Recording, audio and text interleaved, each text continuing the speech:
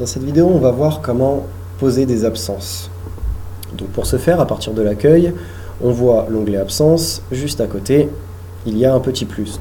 Donc on va cliquer dessus pour ouvrir une nouvelle demande d'absence. Ici, on peut voir un petit tableau récapitulatif de tous nos congés et RTT qu'on possède, qu'on a posés, etc. Une petite synthèse de tout ça.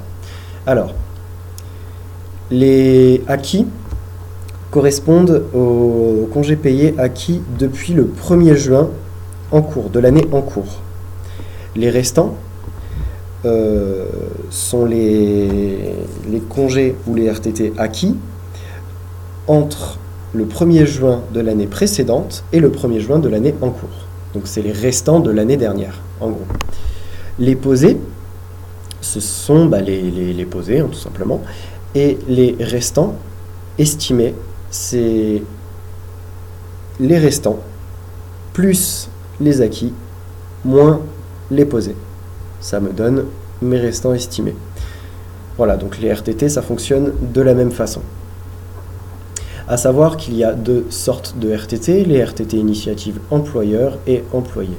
Quelle est la différence? Tout simplement, les RTT sont divisés par deux, et donc l'employé peut poser quand bon lui semble ses RTT employés, mais l'autre moitié, c'est l'employeur qui peut lui dire de poser les RTT quand l'employeur le souhaite. À savoir quand même qu'à partir du 1er octobre, les RTT employeurs deviennent posables par l'employé. La date, par contre, pour les RTT est différente. C'est-à-dire que les RTT, tous les RTT confondus, s'acquièrent du 1er janvier au 31 décembre.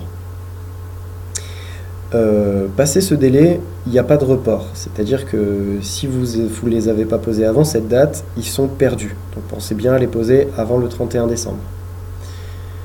Ensuite, donc, après avoir fait un petit topo sur cette synthèse, on va rentrer dans le vif du sujet. Donc, le type d'absence, est-ce que c'est un congé payé, un RTT, comme on a vu, un emploi, formation en alternance? Donc, bon, admettons congé payé.